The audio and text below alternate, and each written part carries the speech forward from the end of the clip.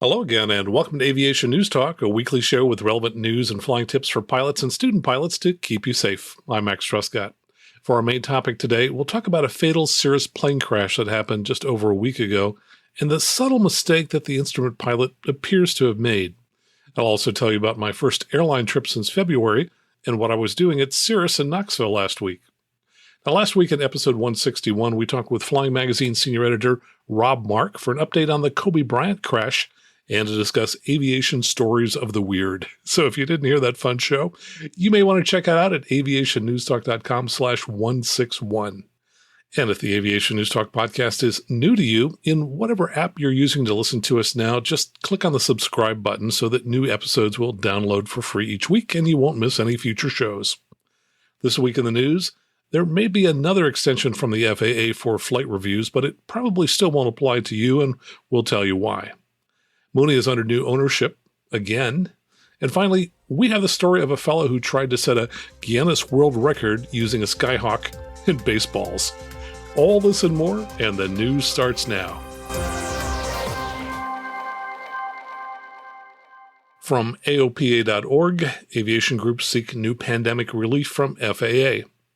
AOPA and 6 other aviation organizations asked the FAA to grant pilots and flight instructors new 2-month grace periods for meeting proficiency, medical, and certification deadlines that would be impractical to comply with between October and December 2020 because of the coronavirus pandemic. The regulatory relief now in place under an amended SFAR, that's Special Federal Aviation Regulation, applies to many pilots facing compliance deadlines through September 30th, making further action necessary as the pandemic wears on. The aviation organization's proposal would include relief for flight instructors whose certificates expire in October, November, or December 2020. Previous relief provisions for CFIs facing certificate expiration were discontinued after June 30th. Acknowledging the concerns in an August 6th webinar, FAA Administrator Steve Dixon assured the GA community that relief would be extended as needed during the health crisis. The main difference between the new industry proposal and previous FAA actions is that the grace period to complete your training or renewal would run for 2 months instead of 3 months, said Christopher Cooper, AOPA Senior Director of Regulatory Affairs. Here's a partial summary of the major industry proposals submitted to the FAA for consideration. Pilots with flight reviews coming due in October, November, and December 2020, and who meet experience requirements consistent with the previously issued coronavirus pandemic SFAR, would receive an additional 2-month grace period for accomplishing required training. But as you may recall, these prior extensions to the FAA flight review requirements don't apply to most pilots, and you may recall that the extension was previously granted just for pilots who were flying missions related to COVID-19 relief efforts, which would not be most of us. Knowledge tests expiring in October, November, and December 2020 would remain valid for an additional 2 calendar months, and flight instructors whose instructor certificates are set to expire in October, November, or December 2020 would receive an additional 2 months beyond their expiration dates to complete their renewal requirements. From PCDN.co, Mooney under new management. Aircraft manufacturer Mooney has announced it's under new management made up of pilots and Mooney owners, led by CEO Johnny Pollock. The announcement follows a period of unrest for the company, which culminated in the unexpected shutdown of its Kerrville, Texas factory for 2 weeks, beginning in November 2019. Kerrville employees were furloughed on November 11th, recalled in early December when the factory was reopened, and furloughed again in early January 2020. Pollock said, "Our first and immediate focus is to make sure that we're properly servicing the community's fleet of over 7,000 aircraft. For the last 6 months, we've taken over parts production and managed to keep spares moving to service centers. We have plans to improve our efficiency so that parts are easier to order and arrive sooner." Mooney also announced that it is now offering an upgrade to legacy G1000 software and a carbon cowl for the Ovation. According to Pollock, design items that the company will be looking at going forward include a useful load increase retrofit, followed by a ballistic parachute option, auto-land system, and larger cabin. He also stated that the new management team will be working in partnership with and in support of the China-based Meijing Group, that's Meijing, which currently owns the company, to expand Mooney's international network. From FlyingMag.com, Pipistrel's 4-seat Panthera completes their first flight here in the U.S.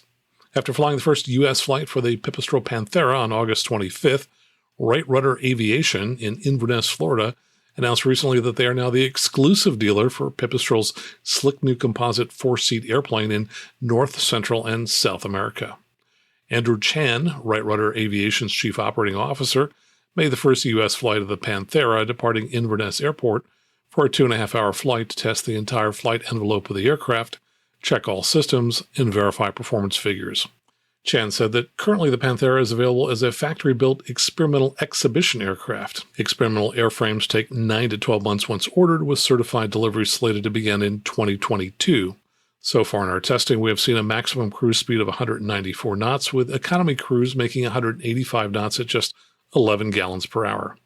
According to Chan, the factory-built Panthera with a 260 horsepower Lycoming engine will have a base price of €497,000, which is about $594,000. A deposit of €50,000, or about $60,000, is required to obtain a delivery slot, and Chan estimates that after options are added, an out-the-door price for a factory-built Panthera will be closer to $600,000 to $700,000. The airplanes feature a glass panel based on dual Garmin G3X GDU 460s with both PFD and MFDs. Other avionics include the Garmin GMC 307 2-axis autopilot, Garmin 750XI and 650XI touchscreen navigators, Garmin audio panel, and transponder with ADSB in and out. Options include long-range fuel tanks and planned air conditioning and de-icing systems. Chan said Right Rudder Aviation is planning a U.S. tour with the Panthera sometime in late September or October 2020. Before that, anyone interested in the Panthera can email Andy at flyrra.com to arrange a demonstration flight at Inverness or on the tour. He says we encourage individuals who express interest in the Panthera to get in touch as soon as possible so we can plan our route for the U.S. tour. From flyingmag.com, Cirrus certifies safe return on the Vision Jet. In a milestone that marks the first certification of a modern autoland system on a light personal jet, Cirrus and Garmin announced the approval of safe return on the Cirrus Vision Jet. Cirrus also celebrated the 200th delivery of the Vision Jet in July, solidifying its position as the best-selling GA jet, as indicated earlier this year via the GAMA Association's 2019 report. Sean Nielsen, CEO of Cirrus Aircraft, said, with safe return, we are making personal aviation more accessible, elevating the passenger experience, and taking the next step toward autonomous flight. The Vision Jet sets a new standard in personal travel with a combination of safe return and CAPS, offering the ultimate level of safety, control, and comfort for pilots and passengers. Safe Return integrates the innovative Garmin Autoland system into the G2 model of the jet, alongside its other unique safety features, which includes the Cirrus airframe parachute and the Garmin Perspective Touch Plus flight deck. The system is activated by a button accessible to passengers on the ceiling of the cabin in the event of the pilot's incapacitation. Safe Return then assumes control of the jet, navigating to the nearest suitable airport based on current weather, nearby terrain, and aircraft performance. The system initiates an approach and completes a landing without pilot or passenger intervention. Safe Return can be disabled by the pilot at any time using the yoke-mounted autopilot disconnect button. And as I mentioned, I was at Cirrus in Knoxville for 3 days last week, where I did climb aboard one Vision Jet that has already been equipped with Safe Return. Now, it had a very prominent button on the ceiling just behind the pilot's head that you or passenger would push to initiate the system.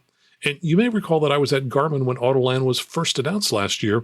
And if you want to hear more about Autoland, we talked about it in detail in episode 127, which you can find at aviationnewstalk.com/127. From PCDN.co, Pipistrel announces hybrid electric cargo eVTOL. Pipistrel, the Slovenian company that's been producing electric trainers for several years, now says it's ready to take orders for a hybrid electric eVTOL, vertical takeoff and landing, cargo carrier capable of delivering up to 1,000 pounds over an unspecified distance. But the Nuva, that's Nuuva, the Nuva V300 says the company will be able to fly a 110-pound load to a distance of more than 1,500 miles.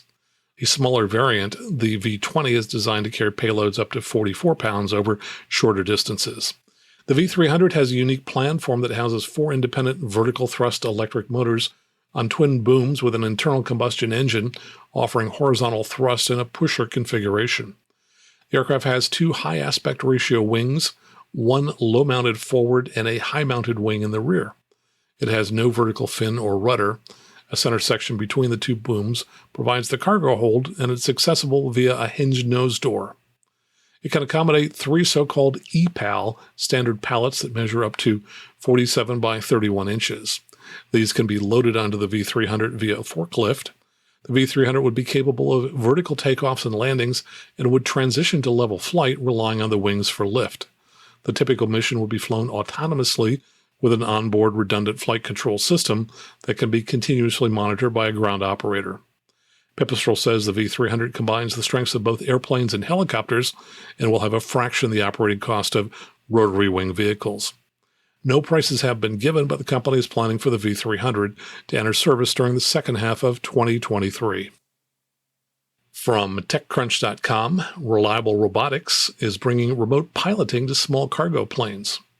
Nearly 1 year ago, a Cessna 172 Skyhawk stealthily made aviation history when it landed at a small airport in Northern California. That would be Hollister, by the way, after taking off from San Jose International, marking the completion of the first successful remote piloted flight of a passenger airplane in the United States. The company behind this milestone in commercial aviation history is Reliable Robotics, a startup founded in 2017 by former SpaceX and Tesla engineers who previously brought autopilot to electric vehicle auto-driving masses and made the Dragon rocket soar. The company has raised $33.5 million in venture funding from investors including Lightspeed Venture Partners, Eclipse Ventures, Pathbreaker Ventures, and Teamworthy Ventures, and is now making its pitch to potential customers in the logistics and shipping industry. Robert Rose, the co-founder of Reliable Robotics, comes from a family of flyers. Both of his grandfathers flew in World War II, and he has done stints as a pilot himself. In fact, the company's origin stems from Rose's attempts to get back in the cockpit and behind the yoke. Reliable systems aren't fully automated. There's still a pilot behind the scenes, but that pilot is monitoring systems and controlling the plane remotely rather than sitting in the cockpit. Reliable started its experiments with retrofitting existing planes with autonomous systems in much the same way that Tesla began its journey into manufacturing, by using existing frames for aircraft rather than designing its own. Rose said, quote, "We spent the first portion of our flight test program focused on the 172. We thoroughly tested every aspect of our system in simulation and conducted rigorous safety checks before operating the aircraft without a pilot on board, and are now proud to share what we've been working on." The company started with a Cessna 172 Skyhawk, but graduated to the larger Cessna 208 Caravan. The Caravan, which is designed as a passenger plane, is also used by logistics companies like FedEx for shipping. In June, the company demonstrated a fully remote landing for the Caravan over the San Jose approach path, a particularly heavily trafficked route. Reliable conducted its first retrofit in flight on a Cessna Caravan owned by FedEx, which operates about 235 planes in its fleet, according to Rose. Several other shipping companies also use the Caravans for air logistics. Rose said the pitch to customers is increasing pilot utilization. Quote, "How could the economics change if pilots could teleport from one aircraft to the next after they're done flying?" Rose said, "Our system enables you to more efficiently utilize the pilot and more efficiently utilize the aircraft." So I guess what he's saying in essence, that a pilot on the ground, as soon as he or she is done flying one aircraft, could transition to flying another aircraft. From avweb.com, Embry-Riddle working on super efficient hybrid power plant. Claiming a power-to-weight figure 4.6 times better than any existing battery system, researchers at Embry-Riddle's Eagle Flight Research Center are working on a gas-powered hybrid system that could underpin future electric aircraft. This is potentially a big deal because it's assumed that electric aircraft will use some form of battery power, but what's not a settled issue is how they might employ gas or diesel-powered engines as range extenders or supplemental power. Not much in the way of details is available yet, but Embry-Riddle says that the gas engine is a lightweight, all-aluminum turbocharged design built to drive a high-performance electric generator. This engine reportedly produces 160 horsepower.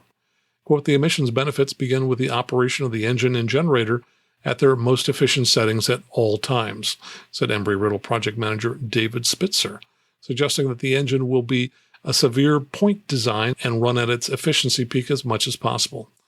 According to Embry, the project is externally supported by a $2.5 million contract. This new engine is being developed with a vehicle in mind, one designed to carry a payload of up to 500 pounds and incorporating 6 dual-rotor systems and 12 propellers. From KSAT.com, that's a TV station in Texas, flight instructor written up twice by federal regulators months before fatal plane crash in San Antonio. A San Antonio pilot who was among 3 killed after his plane crashed near Stinson Municipal in San Antonio this summer had twice been sanctioned by the FAA before the fatal wreck, according to records obtained by KSAT 12. In both instances, however, investigators allowed Robert Pergerson to continue flying and operating his flight school. Pergerson, 28, and passengers Zachary Collins, 33, died last month after both spent nearly 3 weeks at a San Antonio military burn center. The third person in Pergerson's single-engine Piper Cherokee, 55-year-old Simon Willett, died at the scene of the crash. Willett's widow told KSAT last month that her husband and Collins were taking part in a discovery flight with Pergerson to help determine if they wanted to pursue flying lessons. Quote, they said the engine was having issues keeping altitude, and the second possible cause of the crash could have been an overweight issue, she said, referring to what investigators told her shortly after the crash. The plane crashed shortly after takeoff. A preliminary report released by the NTSB provided few details about what may have contributed to the accident. The August 21 report states that the airplane climbed out shallower than normal and wobbled before descending into the ground and catching fire. Pergerson, who according to public records had opened Valkyrie Aviation last year and built up a fleet of 4 training airplanes, was the subject of at least 2 separate complaints made to the FAA. One of the complaints, filed last year by a flight instructor based at the airpark, accused Pergerson of taxiing his plane onto the runway there as the instructor and a student were on final approach to land. Quote, he decided to go ahead and ignore my calls and take the runway and back taxi, which caused me to have to do a go-around, said instructor Matt Harris, who added that he and Pergerson had just spoken to one another via radio. As soon as I saw him pull out, I didn't have enough room or enough time to land, said Harris, who described adding power to his plane to avoid colliding with Pergerson's aircraft. Harris and a former student of Pergerson's, who asked that he not be identified, said Pergerson was providing spin training to beginner students in a plane that was not rated for that type of maneuver. A second, wider-reaching complaint was filed with the FAA against Pergerson in November. In that complaint, filed by a former student of his, Pergerson was accused of training the woman to be a certified CFI, even though he had not held his own CFI certificate at least 2 years, as federal regulations require. The complaint also stated that Pergerson told the instructee to train other students, even though she was not properly rated to do so. The former student concluded her complaint by stating that Pergerson's, quote, standard of excellence and adherence to the rules is questionable. Please look into this flight school's operation before we have a mishap.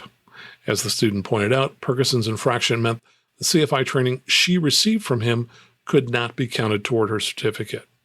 FAA officials opted to give Pergerson compliance actions instead of revoking or temporarily suspending his certificate, an agency spokesman said. These compliance actions typically include administrative sanctions such as counseling or a warning letter, a spokesman for the FAA's Southwest region confirmed via email. Court records show that at the time of his death, Pergerson was a defendant in 3 pending lawsuits filed in Bexar County Justice of the Peace Precinct 4.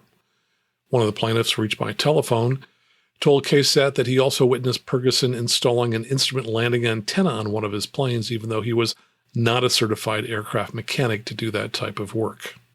Another student said he repeatedly witnessed Pergerson perform work on his planes, even though he was not certified to do so. Another student said that while he was flying back from Austin with Pergerson, the instructor flew too close to a home and was later informed by ATC that he had violated Class C airspace. The students criticized the FAA for not only refusing to ground Pergerson, but for failing to release what sanctions he was given after the 2 investigations were completed. And finally, from the beaconjournal.com, which is an Ohio newspaper, this is a look back at local history called Baseballs from the Sky. Jeff Kurtz broke a world record, but there was a catch. It's been 40 years since the then 21-year-old Kent State senior scanned the sky while standing in a freshly cut hayfield, while a small plane zoomed overhead and began to drop baseballs from 1,000 feet up. With a crowd of 40 friends and relatives cheering, Kurtz raised his glove. It was August 30th, 1980. Kurtz had read in the Guinness Book of World Records that the highest catch ever recorded for a baseball was one tossed from 1,000 feet from an airship. Former Cleveland Indians catcher Joe Sprintz accomplished this feat in August of 1939 at the Golden Gate International Exposition in San Francisco. That would be kind of cool to set a world record. Kurtz, now 61, remembers thinking as a youth, I think I'm going to try it. What Guinness fails to mention was that Sprints was seriously injured in the stunt. The catcher for the San Francisco Seals in the Pacific Coast League, Sprints was trying to break a 1938 record set by Indians catchers Hank Helf and Frank Pitelack, who had snagged baseballs dropped 705 feet from Cleveland's Terminal Tower. Sprint stood below the Goodyear blimp Volunteer as its crew released 5 balls from a height of 800 feet, not 1,000 feet as Guinness later published. Sprints caught one over his head, but the impact drove the mitt into his face, fracturing his jaw, knocking out 4 teeth, and giving him a concussion. Perhaps it's just as well that Kurtz didn't know the details.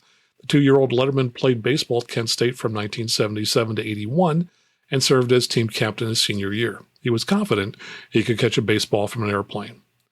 Truth be known, he said, I'd actually done it before. I had 2 high school classmates who had their pilot's licenses. Both of them were really good friends of mine. A few years before the record-setting attempt, he had done a test run with his friends where they rented a Cessna and dropped balls from 500 feet. He said, I was running all over like a crazy man trying to catch baseballs, got close once or twice but didn't catch one.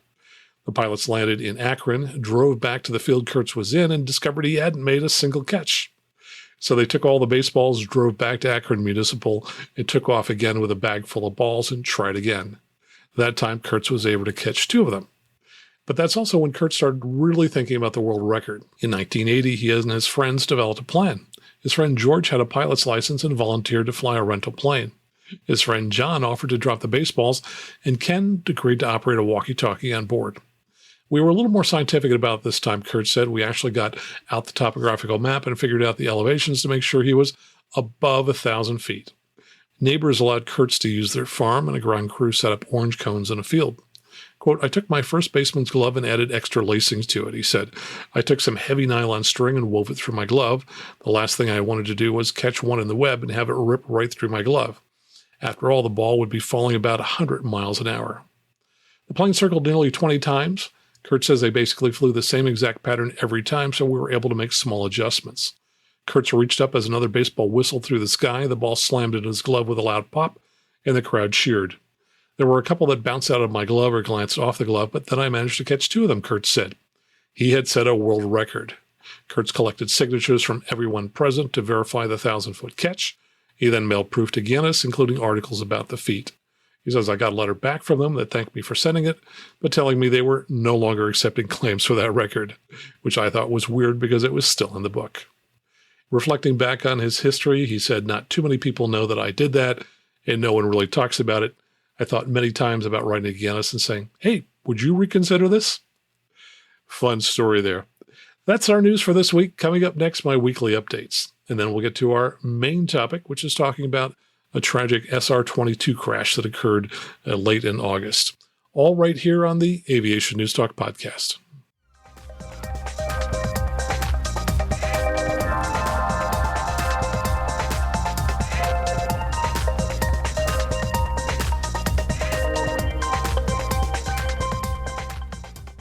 And now here's Paul John with a fun flying destination.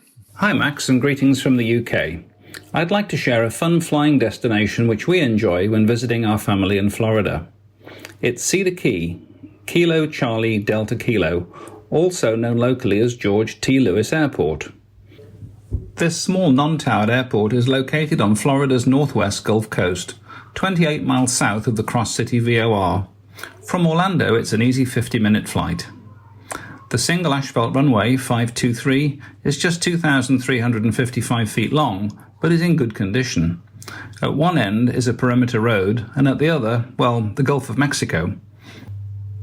On arrival, monitor the CTAF on 122.9 and look out for seagulls. The airport has tie-downs, but no fuel or other facilities, so arrive with sufficient to get you back to your next refueling stop. Transportation into town, a 10-minute ride, is easily arranged, and a couple of local taxis actively monitor the CTAF frequency. Back in the day when cargo ships were much smaller, Cedar Key was one of Florida's original port cities, a leading supplier of seafood and timber. Today, the marina can be found full of leisure craft, but the seafood tradition continues with a great selection of waterside restaurants and bars. In town, Tony's restaurant boasts its world-famous and award-winning clam chowder. The quaint historic town is home to the Island Hotel, built in 1859 as a general store, plus a variety of bed and breakfasts and cottages. The property we stayed in came with its own golf cart, which is ideal for exploring the local area without the need to rent a car. Renting a boat for a half or a full day opens up endless choices for exploring the surrounding waters and sandy coves. There is good fishing and a huge variety of wildlife to be discovered. Cedar Key offers a different kind of Florida adventure, away from the theme parks and tourist hotspots. It's a picturesque destination and a relaxing reminder of a bygone age. You can check out this adventure and many others on our YouTube channel, youtube.com/03delta. Thanks for a great podcast, Max, and for keeping us entertained and educated during these difficult times. And I really want to thank Paul John for taking the time to send that. If you have a fun flying destination, no matter where you are in the world, go ahead and share it with our listeners. Easy to do. Just go ahead and take your smartphone, look for the Voice Memos app, record perhaps 90 seconds, and then email it to me at aviationnewstalk@gmail.com. Or you can just go out to our website at aviationnewstalk.com, click on Listener Questions at the top. That will take you to an application called SpeakPipe, where you can record up to 90 seconds there, and you can either record a listener question or a fun flying destination. So if you would, please go ahead and do that, as we've only got a couple of these left. Now, as many of you know, we have had devastating wildfires here in Northern California that started about 4 weeks ago, when we had thousands of lightning strikes that started hundreds of fires. And while two of the largest of these fires are nearby, they're largely confined to the mountains, and they almost certainly won't affect me down here in the flatlands of Silicon Valley. Though the closest one, the Santa Cruz Complex fire, has resulted in the evacuation of 77,000 people who live in the Santa Cruz Mountains, including a former boss of mine when I worked at HP. The air quality varies from day to day, and the last 2 or 3 days have been absolutely the worst. On Wednesday, we woke to red skies, and if you haven't seen any of the photos, just Google San Francisco red sky to see what things looked like. On Thursday and Friday, the skies weren't as colorful, but the smoke descended lower, and visibility at our local airports today is averaging between 1/2 and 1 mile visibility in smoke, putting 4 of our local GA airports below IFR minimums. It sounds like the air will start to get better in a few days, which would be nice, as it's been a long 4 weeks of rarely seeing the sun. Now, I did take a trip to Knoxville last week, and that was my first commercial flight since February. I flew out there to do my annual recurrent training for the Cirrus Vision Jet, and I spent 2.5 days in ground sessions and in the simulator, and it was really fun to be back on the road, especially traveling to my favorite place, which is the Cirrus Vision Center in Knoxville. I often tell folks that it's like Disneyland for adult pilots. And frankly, in spite of having to wear masks all the time, it really did seem like the first semblance of kind of normalcy I've experienced since the beginning of the pandemic. I was going to give you some more details here now, but I've decided to hold off and create a separate episode. In it, I plan to also share with you my thoughts and experiences about commercial air travel, and it's kind of a mixed bag, so look for that episode soon. Now, here's an interesting item that came from Patreon supporter Michael Rogers, an email about a new oximeter ring. If you're not familiar with oximeters, most people who fly at the higher altitudes, perhaps above 10,000 feet, will buy one of these pulse oximeters, which you put on your finger, and it shows what your oxygen levels are. Very handy to make sure you're getting enough oxygen when you're at higher altitudes. Anyway, he wrote, "Have you heard of this Wellue," that's WELLUE, pulse oximeter product? I think it's the best thing since sliced bread. The problem with finger clip devices is you have to remember to use them, which is true. I take mine on and off. He says, "I have a timer set up in the perspective," which would be in his Cirrus, "to remind me. However, in aberrant situations like failure of the O2 system, you may be too busy to grab the oximeter or simply become less effective because of low oxygen saturation. As we know, low O2 can be very dangerous to the point of bringing on strokes or worse. What I love about this device is it's a ring you wear. No wires go running to it like other devices. You can set a vibrating alert to buzz you at predetermined drops in oxygen levels, making it a thought-free device.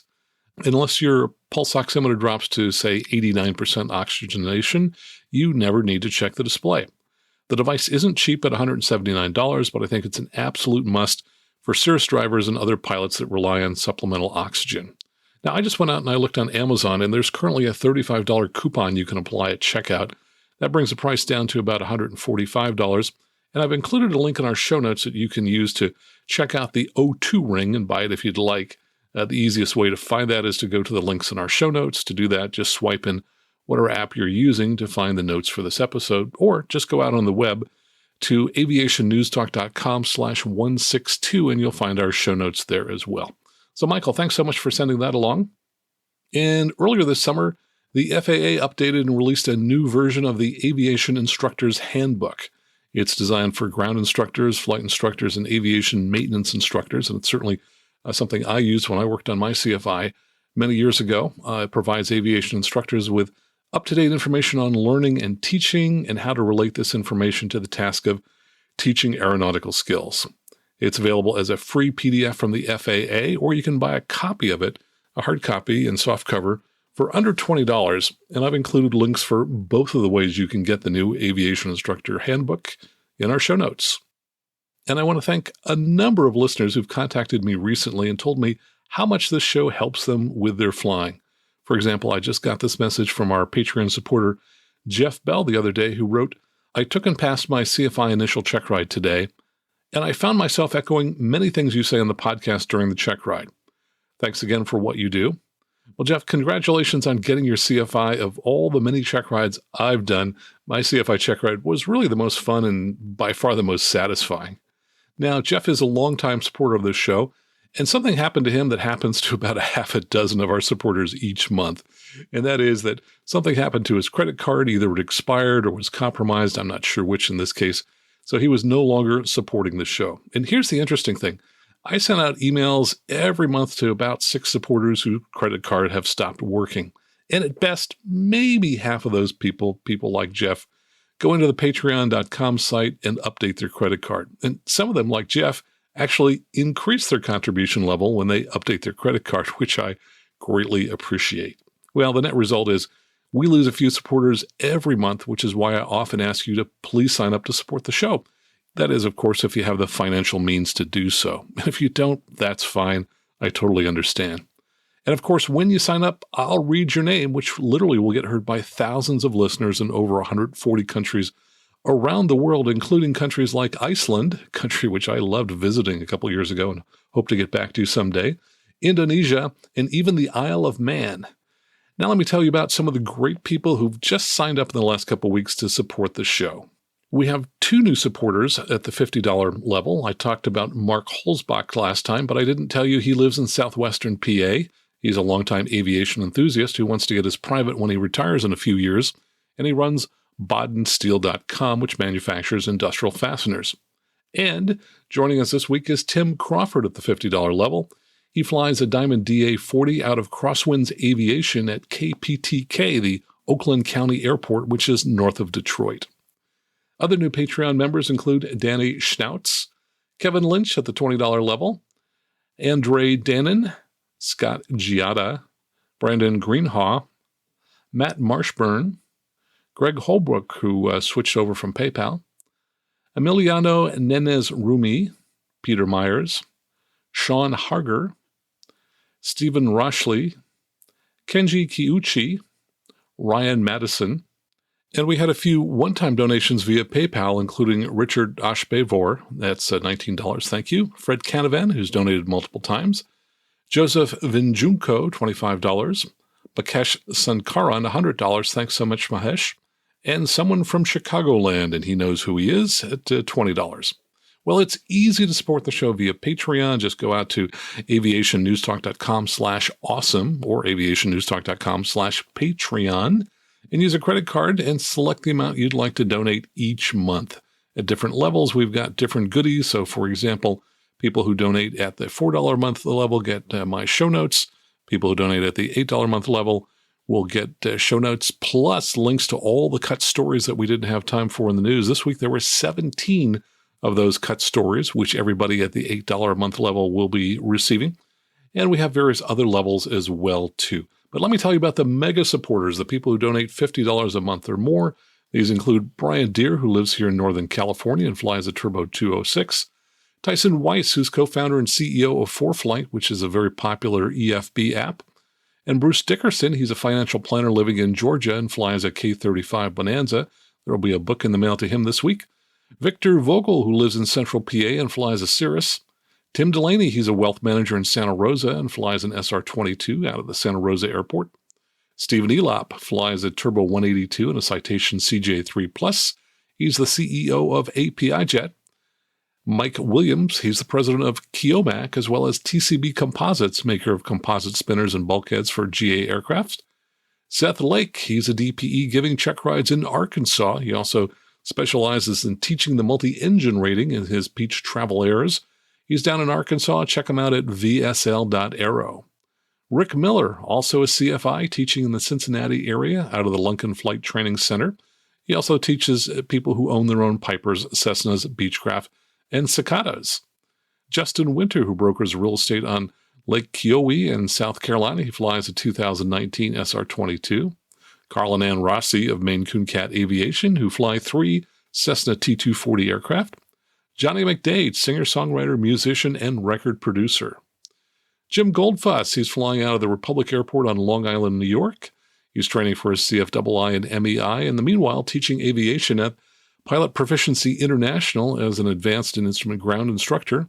You can find him on Facebook at Ground Point 9, and he's available for individual instruction in person or online. Charlie Mason flies out of Santa Monica, and he flies a Cirrus SR20.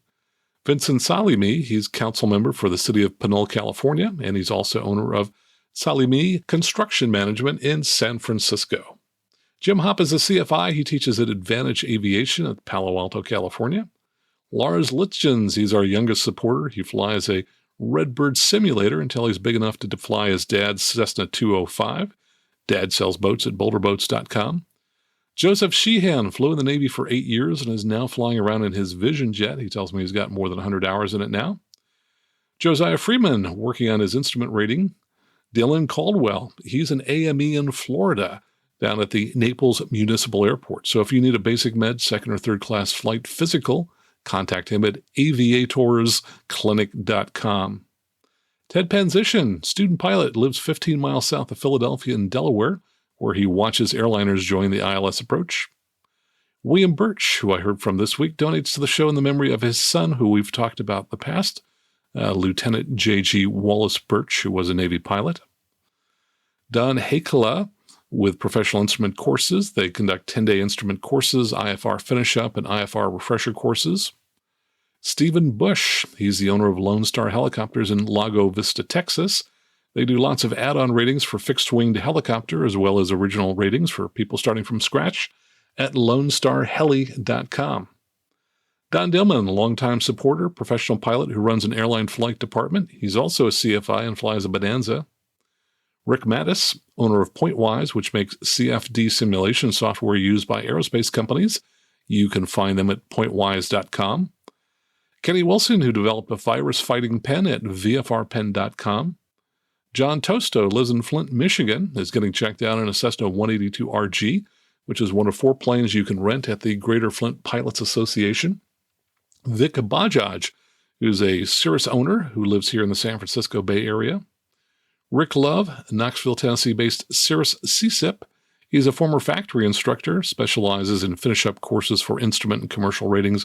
He's also available for Cirrus transition training and recurrent training. You can find him at ricklovecfi@gmail.com. And we talked about Mark Holzbach and Tim Crawford.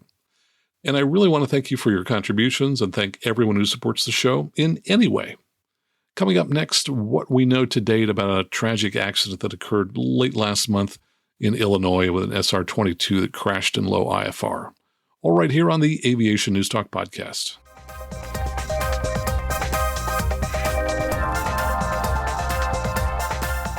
Before we get started, I'm going to ask that you not send me email afterwards that says people shouldn't speculate about the cause of accidents.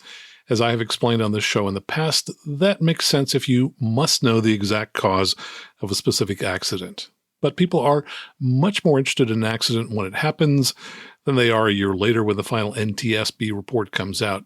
And it is educational to talk about the facts surrounding a particular accident and the full range of possible causes. And that's why other safety educators and I often talk about potential accident causes before an NTSB report comes out.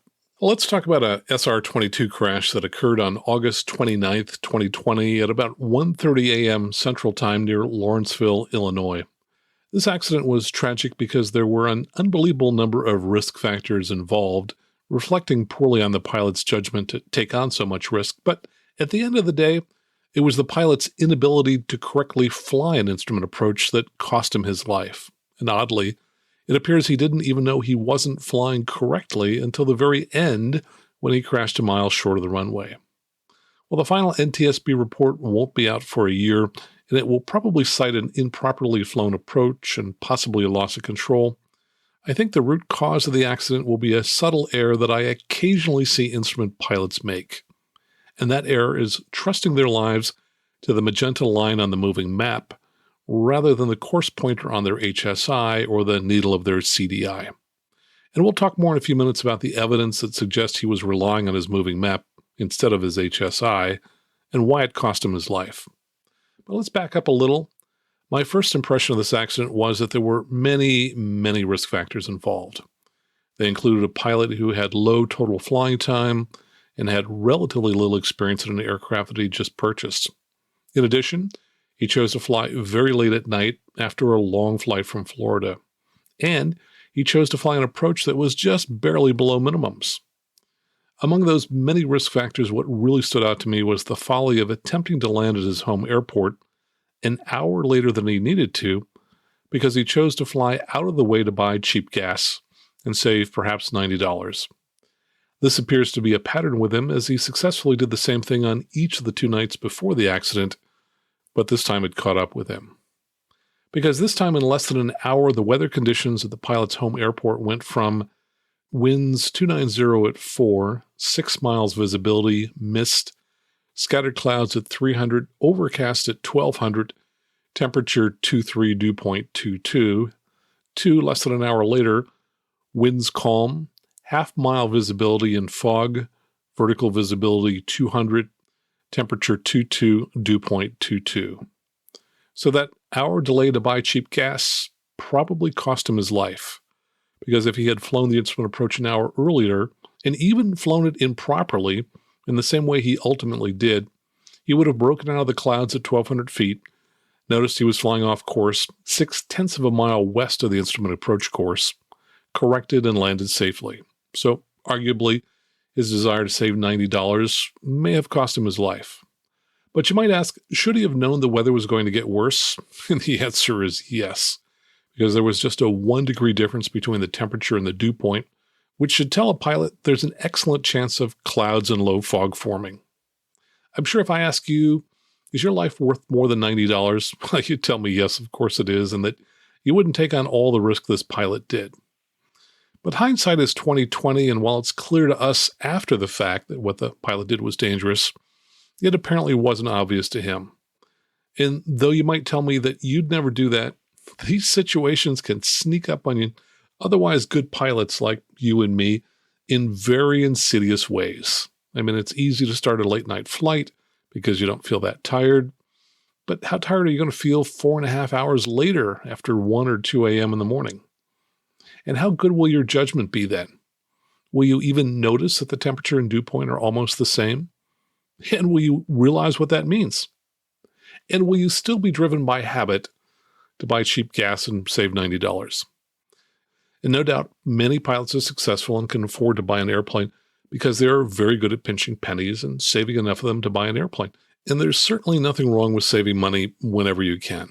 But sometimes pilots fail to recognize that there are some situations where you need to change that behavior and not try to save every last buck you can.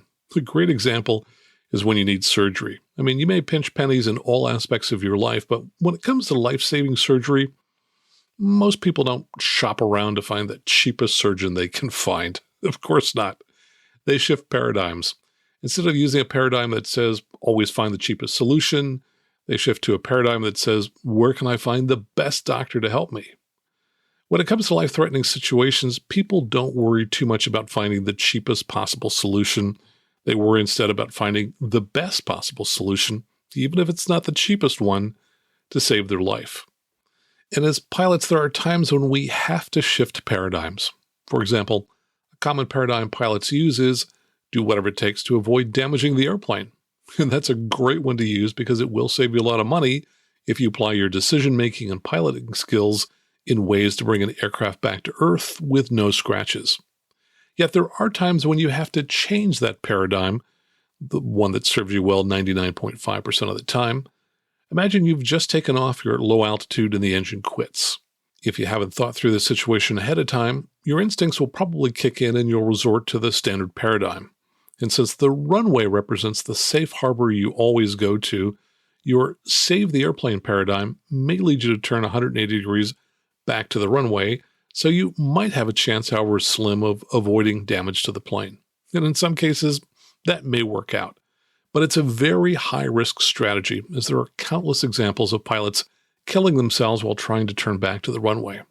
And by the way, it's not a 180-degree turn back, because after you turn 180 degrees, you're offset perhaps a half a mile from the runway.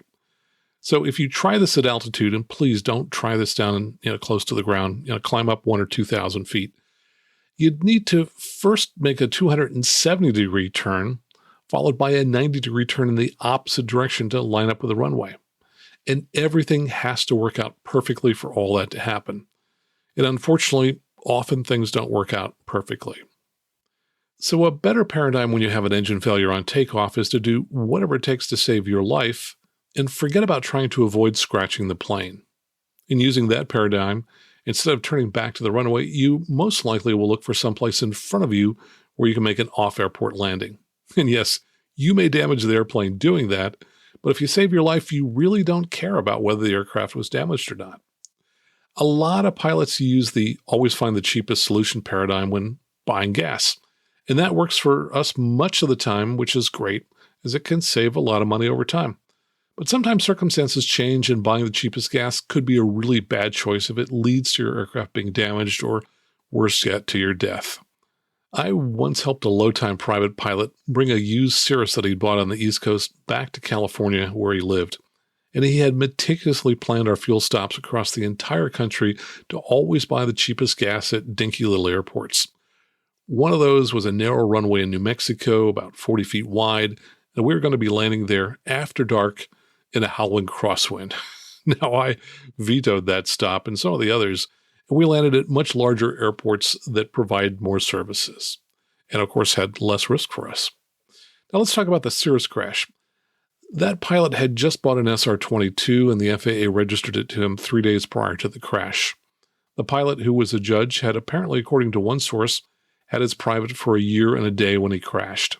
He apparently passed his instrument rating 9 months earlier before the crash and promptly bought a Beach Bonanza, which he sold when he bought the Cirrus.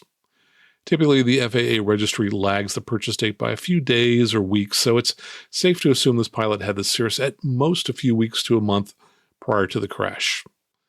The aircraft was a 2007 Cirrus SR22, and based upon an ad that I found on the internet listing the aircraft for sale, it appears it had been upgraded with a DFC-90 autopilot and had Garmin GNS 430W GPSs, which are common upgrades that should have helped him if he knew how to use them properly.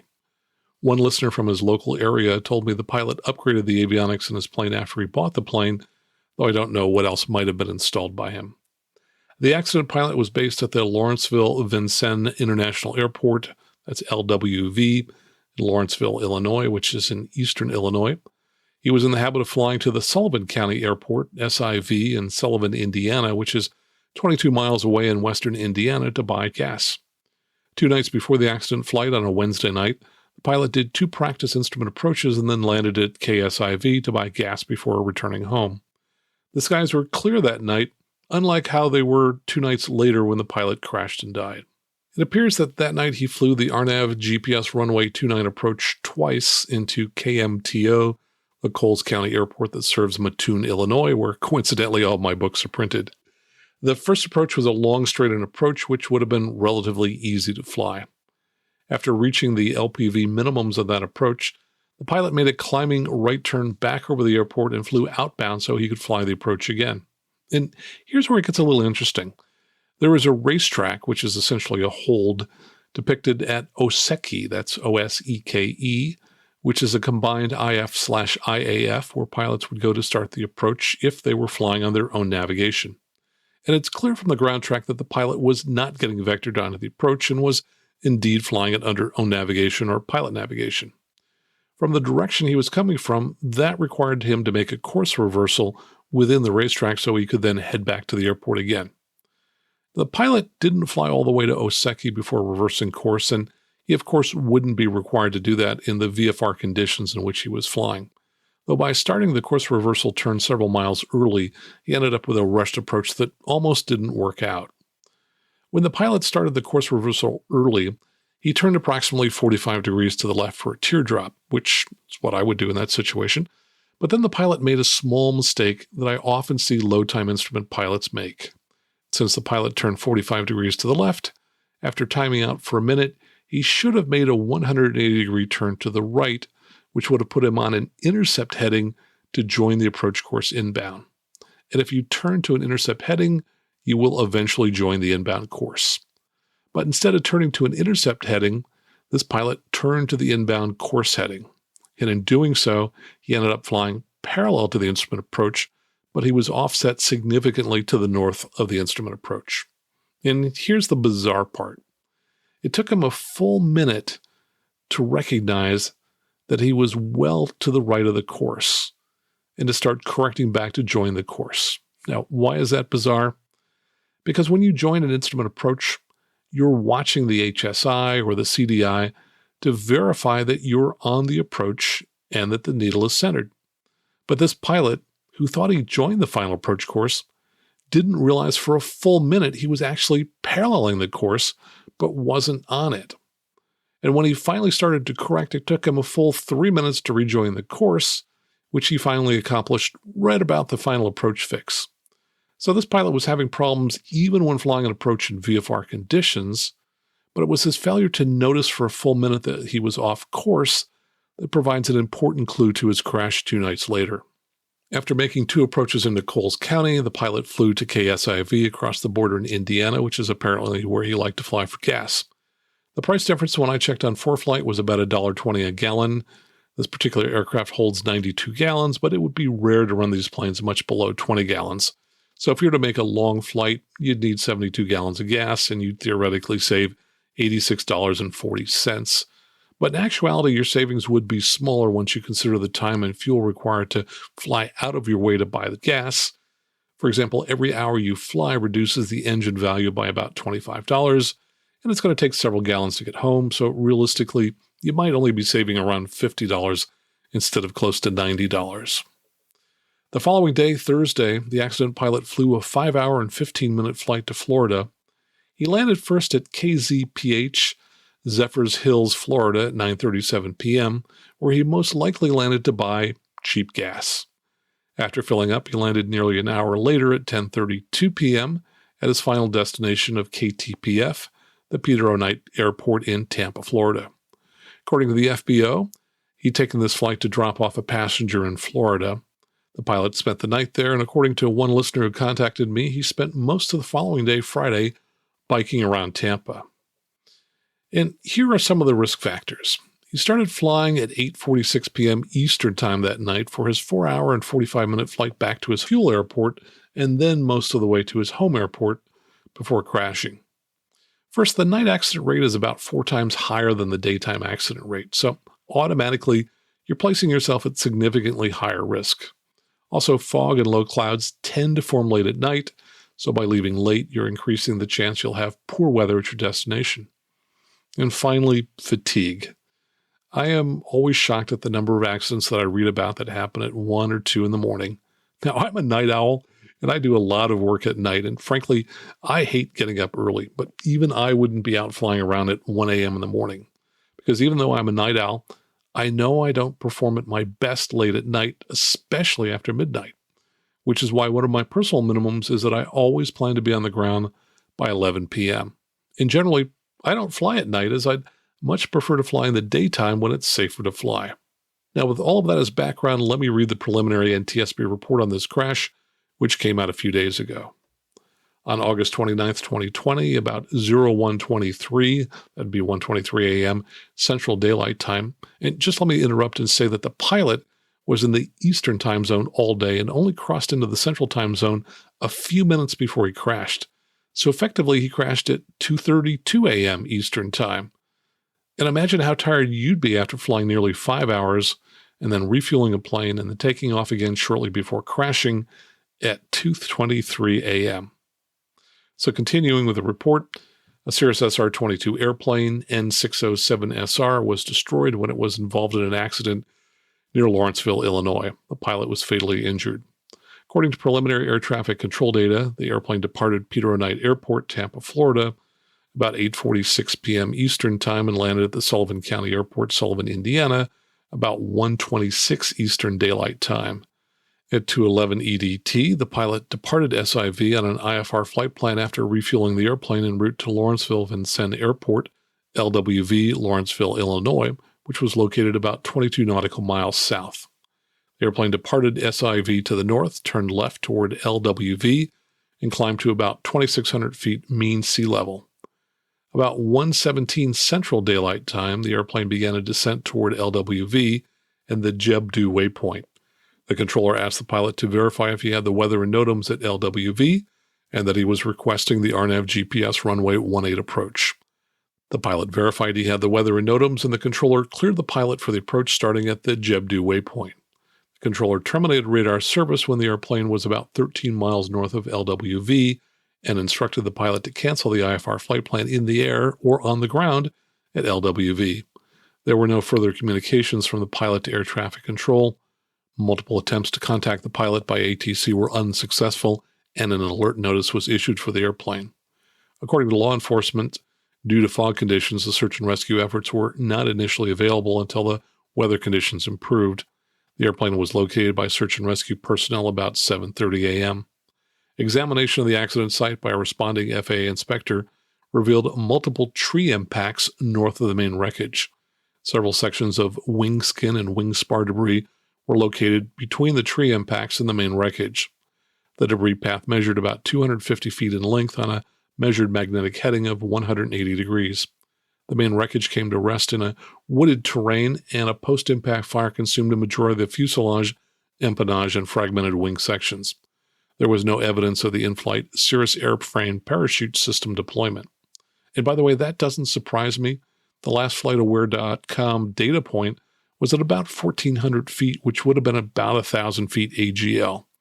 This pilot appeared to have descended into trees, so he would have not known he was in trouble until he was way below the safe altitude for deploying the parachute. Now, the crash site was about a mile north of the airport, so he'd almost made it to the airport. And normally on an RNAV GPS approach with LPV minimums, you'd be descending about 500 feet per minute. However, the last few data points show him at a much higher descent rate. The three rates recorded were 766 feet per minute, 1,105 feet per minute, and 1,091 feet per minute. So he was coming down at about twice the descent rate he should have been if he'd been on the glide path. But there was one other thing that screams out about this approach, and combined with a poorly flown approach 2 nights earlier, I think it leads us to the answer of what went wrong. The accident pilot joined the RNAV GPS 18 approach right at Jebdu, which is the IF/IAF, which is where you'd expect him to join the approach. But instead of actually joining the approach, he was very late on his turn to join the approach. By the time he was parallel to the final approach course, he was about 0.6 of a mile west of the final approach course, and he never corrected back toward the course for the entire length of the instrument approach. Now, what's bizarre about this is that when you fly an RNAV approach with LPV minimums, the course width at the final approach fix is plus and minus 0.3 nautical miles. And then after you pass the FAF, it becomes increasingly more narrow as you fly along the final segment, just like an ILS. Which means the left-right needle on his HSI, the so-called D-bar, would have been pegged off-scale before he even reached the final approach fix. Most IFR pilots know that when the needle of your CDI indicator is pegged off-scale, you have to go missed. You can't continue the approach. Yet this pilot was seemingly unaware that he was off course until he crashed a mile short of the runway.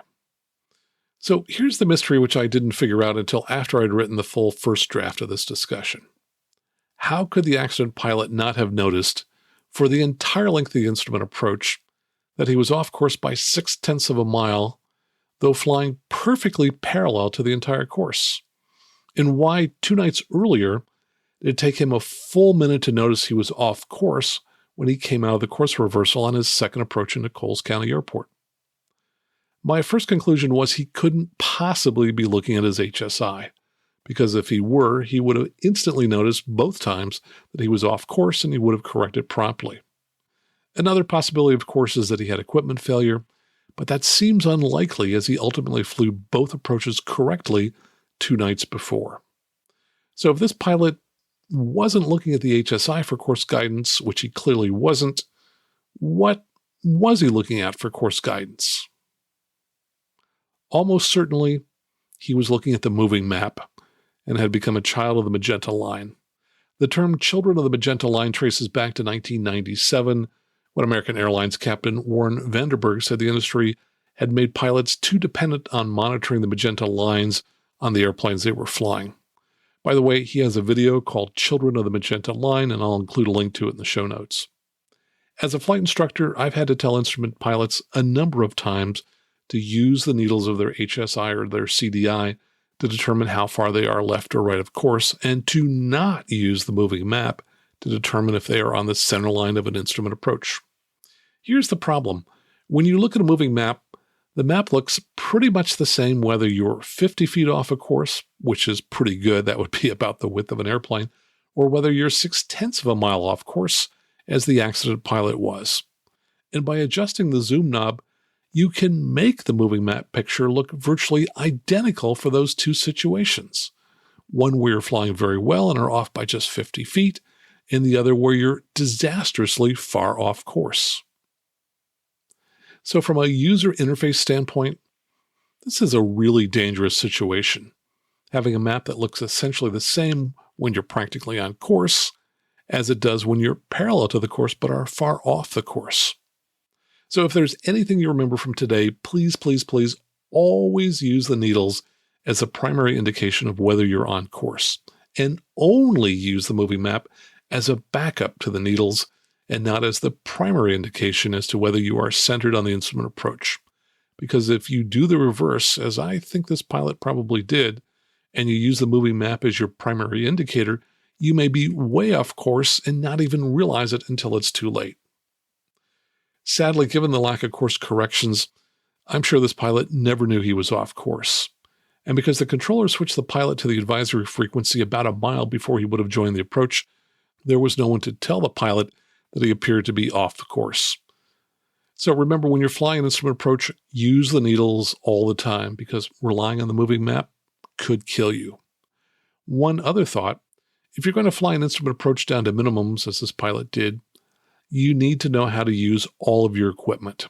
If I were flying this approach, I would use the autopilot's nav mode and later the approach mode to track the instrument approach.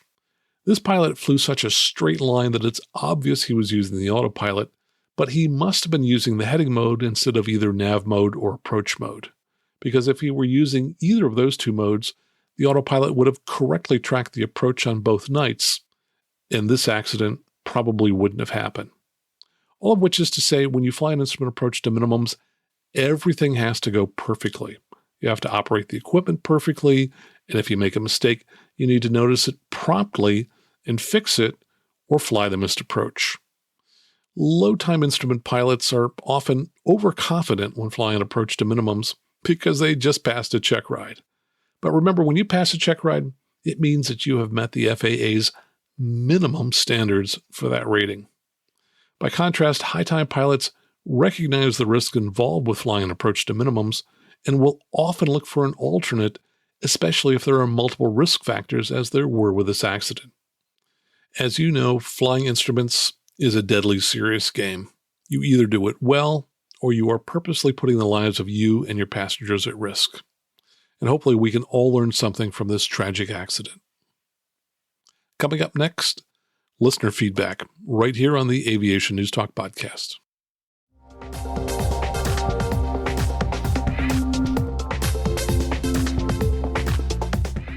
I want to thank everyone who emails me. I read all of it. I try to answer most of it, and a small percentage of it gets here on the air. Now, I happened to bump into this one. This was from a year ago. I probably never would have gotten to it, but hey, it seemed relevant today.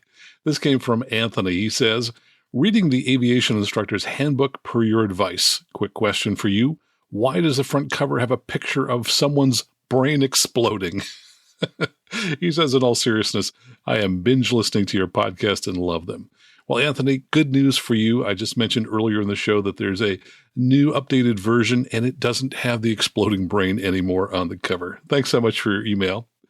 And this comes from patron supporter Bravo Whiskey. He says, several people on Reddit and similar forums seem to be saying that SVFR, or Special VFR, is just too dangerous. But I don't think that is the case. Changing the rules to be more restrictive because people don't follow the rules doesn't seem useful, especially for rules that have legitimate use cases. And I wrote back to him and I said, the FAA makes its rules permissive, so sometimes SVFR is safe and other times it is not. They leave it up to the pilot's good judgment when to use it and when not to. I've used it a number of times and only once felt like I was right up against the limits of safety. Visibility was 1 mile, but I was following a road to the airport. Bravo Whiskey also says about TSA, I think what gives me reason to not worry is that all the bad events are incredibly rare and essentially unstoppable. And I think pretty much all the guns and knives through TSA are innocent mistakes that we never hear about. And that was in response to our story about how the number of guns found at TSA checkpoints is 3 times higher this year during the pandemic. And from patron supporter Brooks Dora, he says episode 161 was another good podcast and fun, shaking my head relating to pilots that ignore local procedures. It was 20 years since flying into Catalina, and I followed the procedure to enter the downwind, and some twin thought he was special and made a straight in regardless of the FBO on the CTAF stating straight ins were not allowed. So here I am in the downwind, turning base, focusing on landing at the arguably challenging approach, thinking and watching for this jackwagon to run up my tail. We got on the ground and they landed behind me, and I watched 2 younger dudes exit the aircraft and had to bite my tongue from giving them some input. It was my daughter's birthday, so did not want to cause a scene and let it go. Wonderful day otherwise. I worry about the other guy a lot of the time. Always good advice to keep it professional. And he sent along a video of his landing. And I wrote back to Brooks, nice video, and congratulations on taking the high road and dealing with the dudes and the twin. I find that the older I get, the easier that is to do. And I'm sure your daughter enjoyed the day more that way anyway. Oddly, I've never flown into Catalina, though I've been to the airport. I was once on a cruise ship that stopped there, so I took a bus up to see the airport. Brooks, thanks so much for your email. And just a quick reminder, if you have not clicked on the subscribe button, go ahead and do that. That helps a lot in Apple Podcast app, because if you don't do that, you don't see the most recent shows reflected when you go out to look for Aviation News Talk. And it will show all of the recent shows if you just click on the subscribe button. Of course, that doesn't cost you anything. And finally, please tell all of your friends about the Aviation News Talk podcast. And some of those people won't know what a podcast is, so just send them out to the Apple App Store or the Google Play Store, where they can download our dedicated app for free. Just have them search in the store for Aviation News Talk. So until next time, fly safely, have fun, and keep the blue side up.